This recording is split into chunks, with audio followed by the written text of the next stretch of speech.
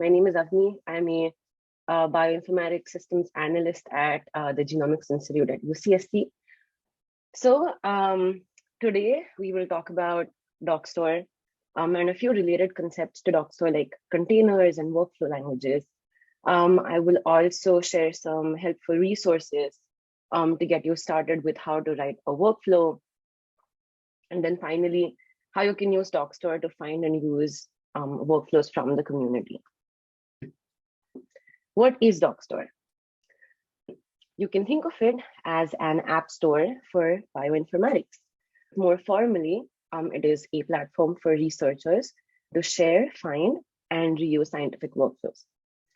There are several advantages to using Dockstore. So using a combination of containers and workflows, which are concepts that I will get into in the next few slides, you can increase the accessibility and reproducibility of your computational analysis. In this way, by making your analysis accessible to the scientific community, you can increase the transparency of your methods. So others can find your workflows, your software, verify your results, and possibly even apply them into their own research. So users of Dockstore can launch workflows from Dockstore directly into a cloud workspace like Terra, or download them to use locally. Users of Dockstore can also publish their own workflows on Dockstore. I have a detailed slide later on, but we will be talking about workflows a lot in this presentation. So I thought that a very basic introduction to workflows makes sense at this point. So workflow, very simply put, is a program wrapped in a descriptor language and can have multiple steps. So you will define an input, you will define a series of steps that you want to apply to the input, and then you'll end up with an output. And all of this can be wrapped in something called a descriptor language. So why use Dockstore?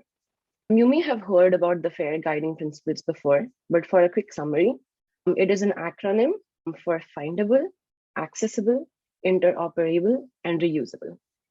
Originally, it was coined in a 2016 science paper regarding scientific data management, but since then it has expanded to other scientific protocols, including computational workflows.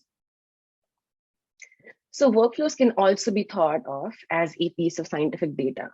It is a scientific object to be managed.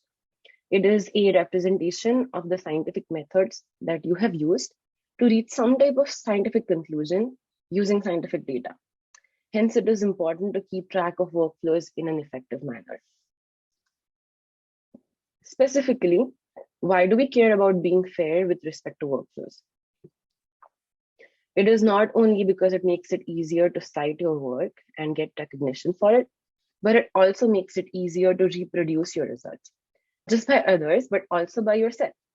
You can keep track of the specific version of the pipeline or workflow that you ran your data on to get a specific set of results.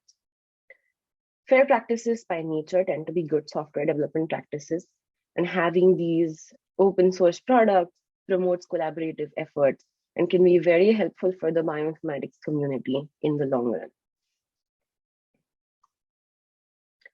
There are several features on Dockstore that help promote fair principles for bioinformatics. These are some of the reasons that make Dockstore a value addition to just using GitHub. We will mention a few, though many more exist. So this is a screenshot of a typical workflow on Dockstore. Dockstore makes finding workflows easy with the help of faceted search. So labels and other metadata, such as the ones that are highlighted, are leveraged in Dockstore's faceted search. For example, this is a workflow for using the short read mapper giraffe. You can search for this workflow using any of the labels, such as genomics or genotyping. We'll have a demo of the faceted search and other ways in which you can use the faceted search a little later in this presentation. So, have you ever read a paper and found a method or a pipeline that you want to use, but you did not find the pipeline itself? That is probably all of us at one point or another. So Dockstore integrates with Zenodo to provide an immutable digital object identifier that can be assigned to your workflow or tool just like your research paper. So we are at the same screenshot, and there's a DOI displayed on the workflow information page, and it can be used for citation purposes in research papers, making it more accessible to the scientific community. Apart from this, you can also export it to your ORCID page. ORCID stands for Open Researcher and Contributor ID, and it is an identifier that you can own and control and connect with your professional information, such as affiliations, grants, publications, peer review, etc. This is a good example of how you can list your pipelines or workflows along with your publications on ORCID. So we've got some of the journal articles that Beth has published, and then alongside, she's also put these software listings along with their DOI on her ORCID page. So this gives your work a wider reach than just a public repository on GitHub. For example, here is one of the workflows that I wrote that is available on Dockstore.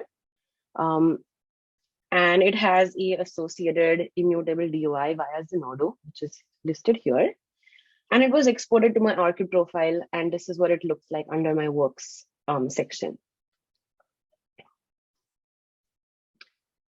So workflows and tools on Dockstore use containers and standardized workflow languages.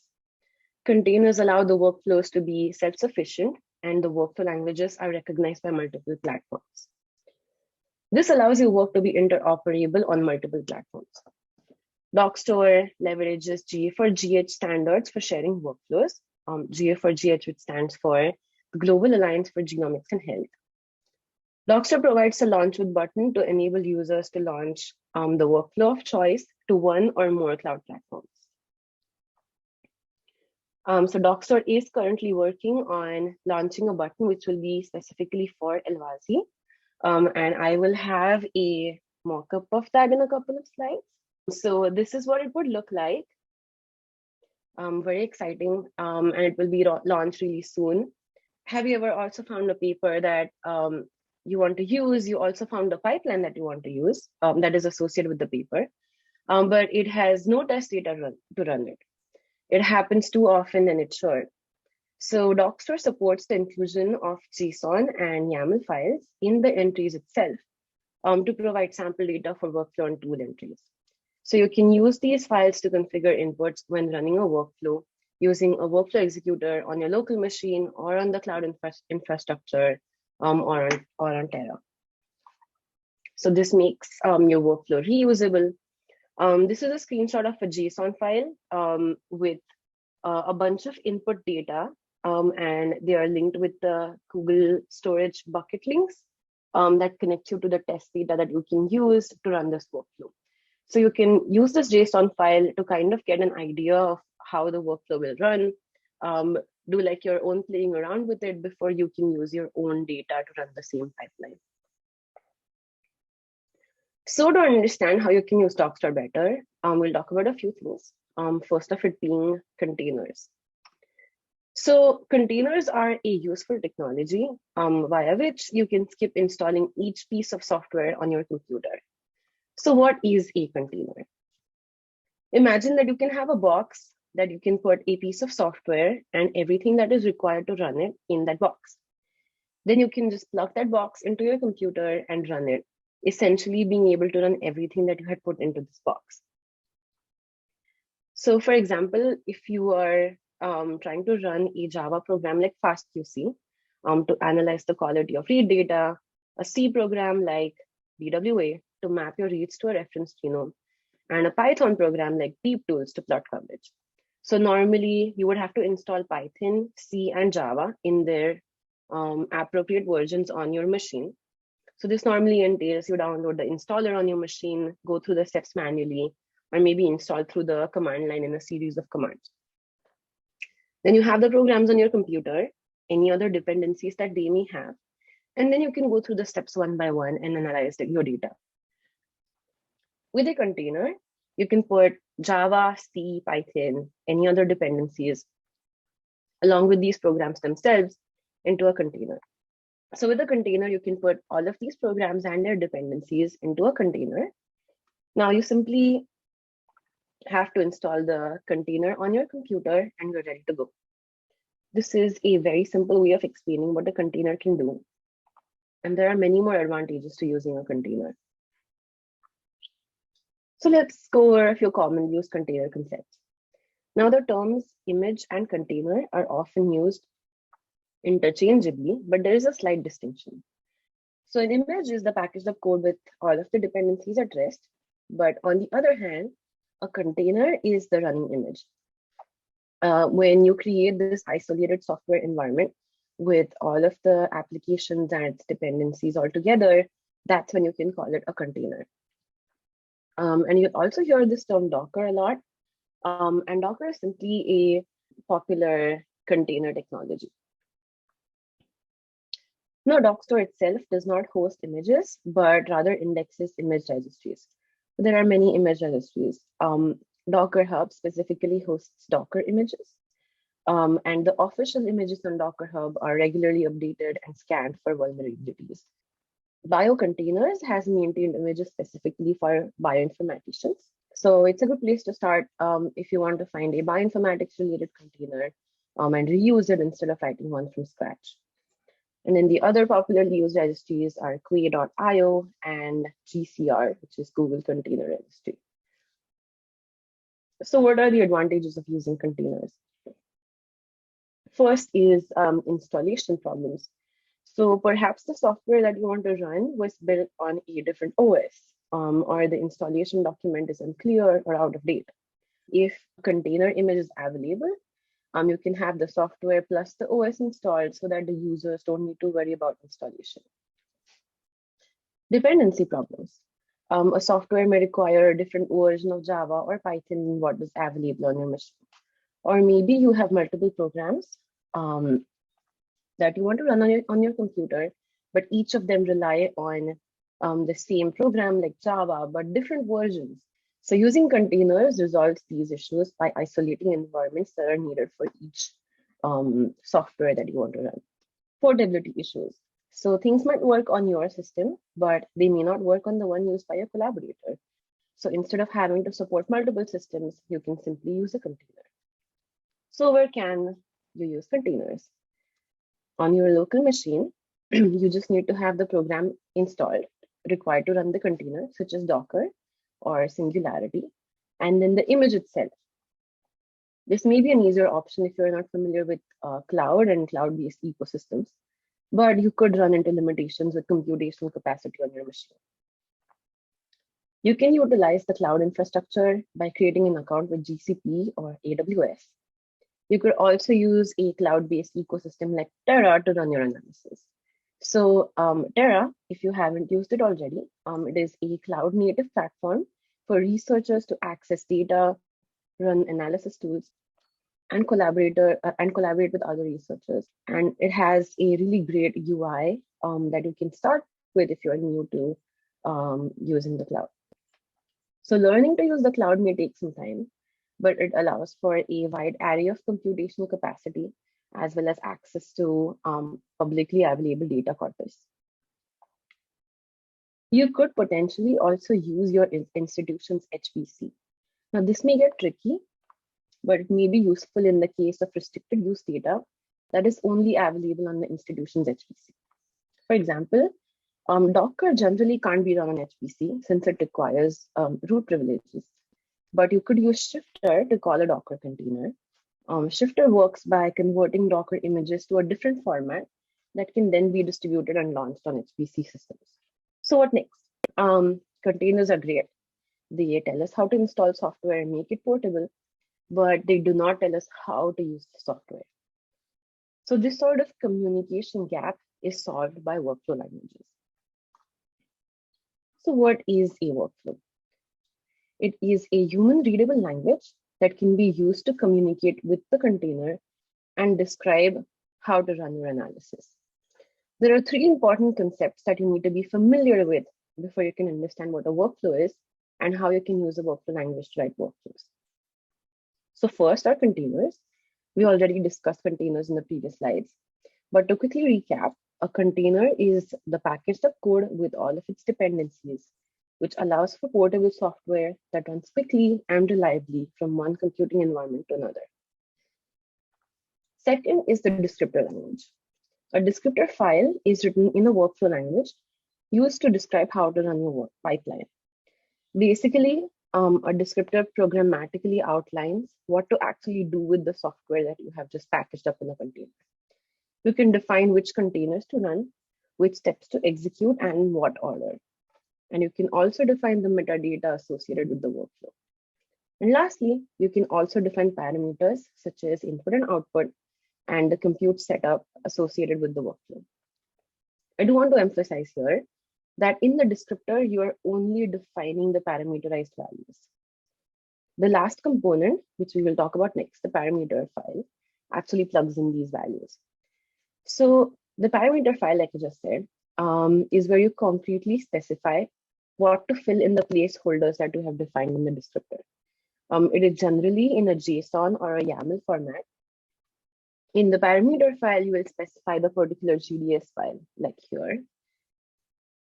There is a Google storage bucket link, which hosts this r.clone.gds file, which will be used as the GDS file in the workflow. And then other compute parameters can be defined, like how much memory, disk you want to use, etc.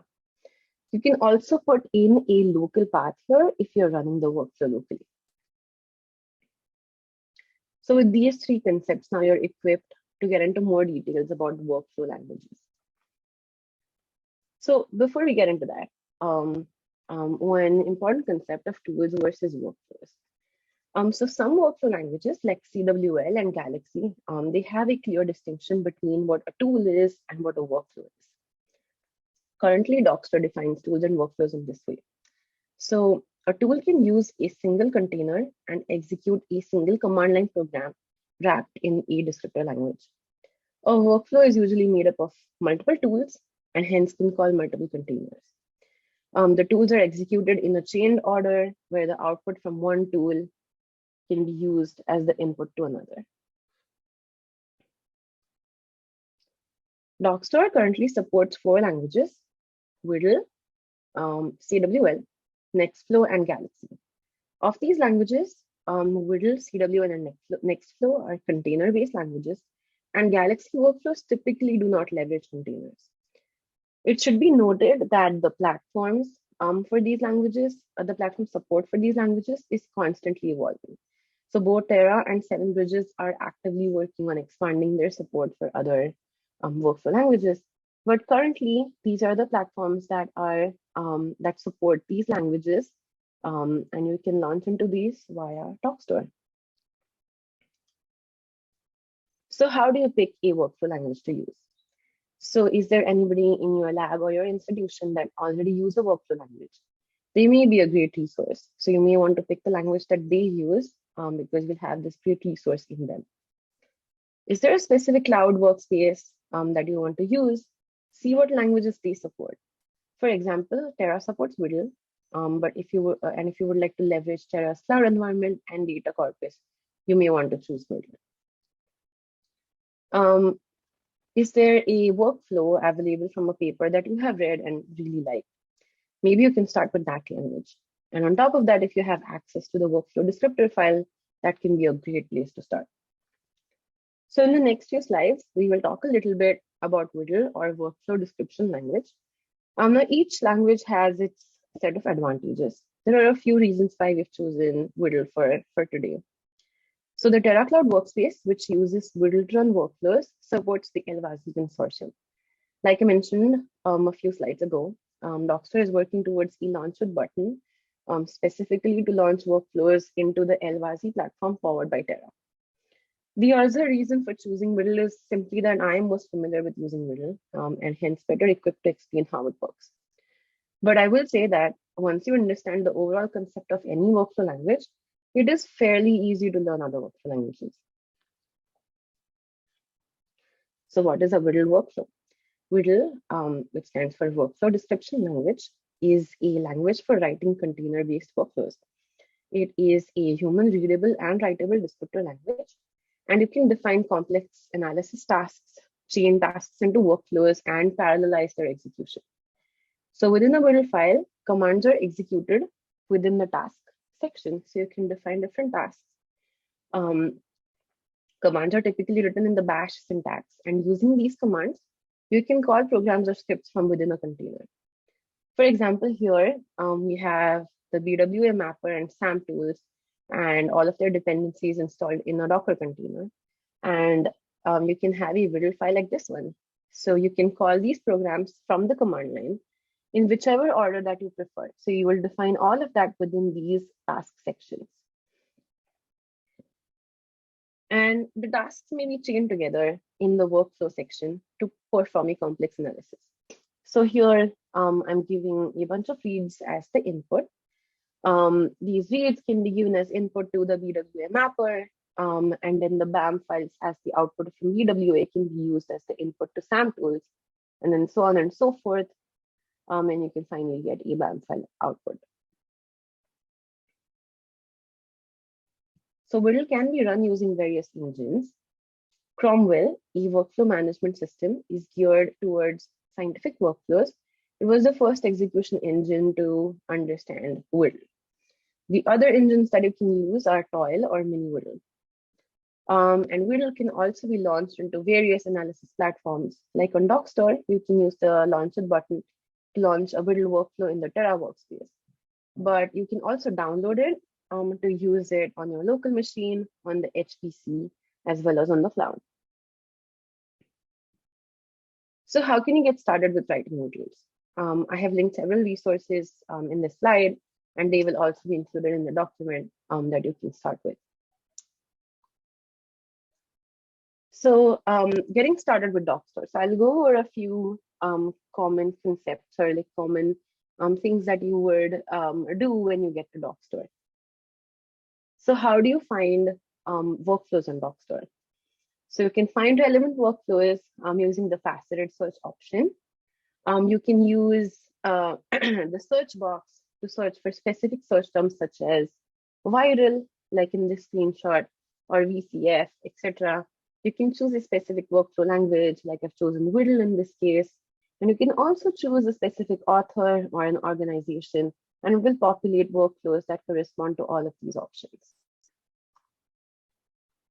On the organizations page, you can see workflows and tools grouped by the organization that they're affiliated with. Here highlighted is the brand new eLwazi organization, and you can contact the eLwazi help desk to get added to the eLwazi organization. So right now, you can start off being a community member in the organization.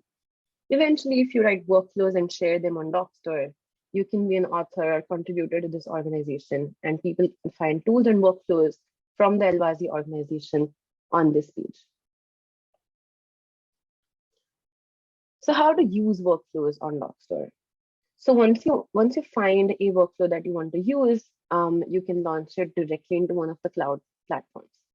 So this is a WDL workflow, which can be launched in Terra. And in the mockup I showed you, there would be another button here with the eLwazi launch with button.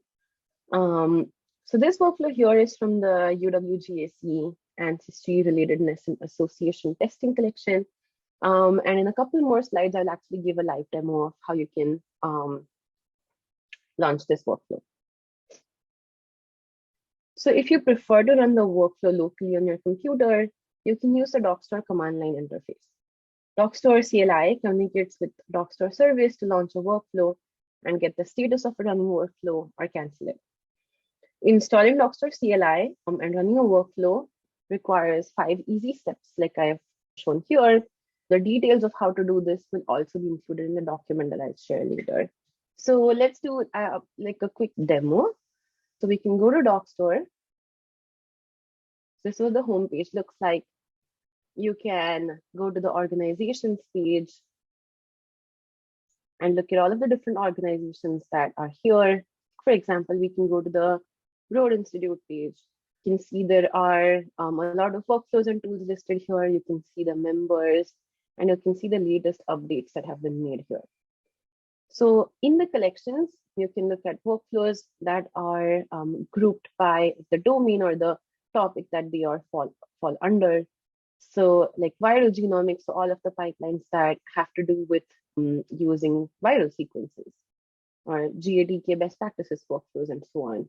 So you can open any of these collections and you can look at the individual workflows and tools and so on.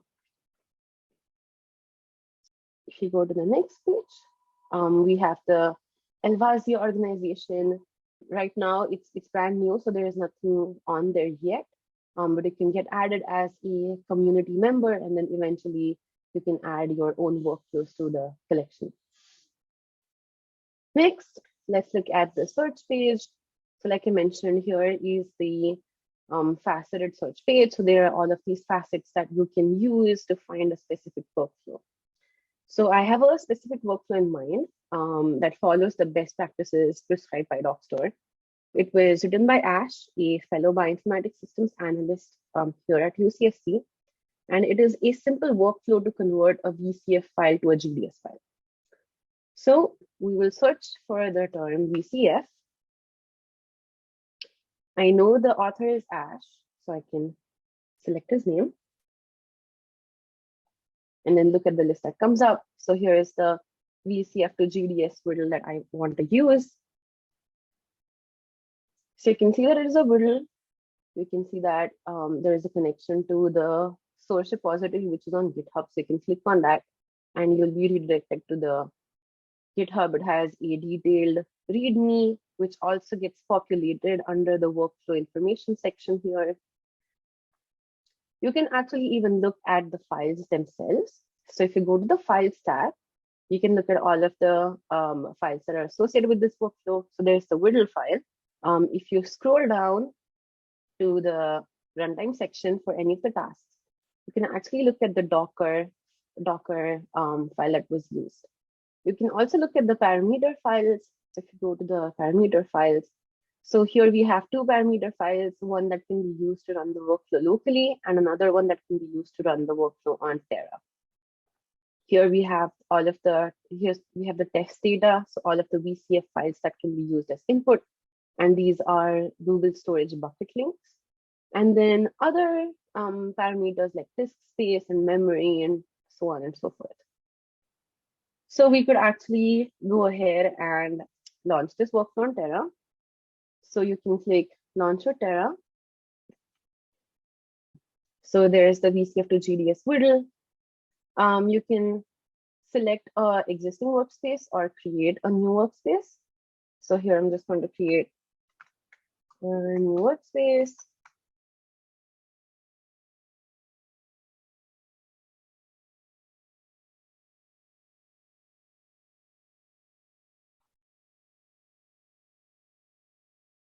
All right.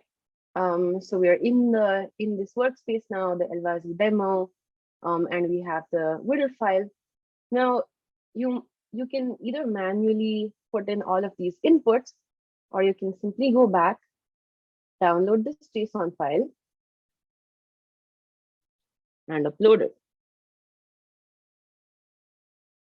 So it will populate everything that has been defined in the JSON file.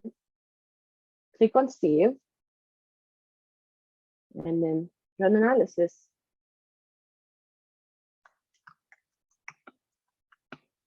You can put in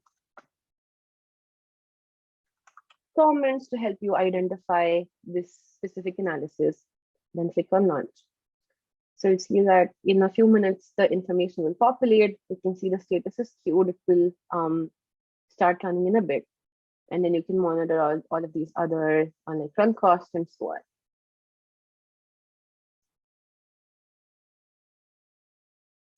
So how to find help when using Dockstore. So these are a few resources to get you started. There are links on this slide, or you can also use your phone to scan the QR codes. We will link you to the same resources. The Dockstore documentation is a great place to start to get detailed information on everything related to Dockstore. You can use the Dockstore support desk for any Dockstore related queries, and the Terra help desk for Terra or WDL related questions. And then the WDL community and support is also a great resource to get help on writing WDL workflows. And lastly, there is also a great book genomics in the cloud to get you started with using Docker, GATK, the Genome Analysis Toolkit, and WIRL,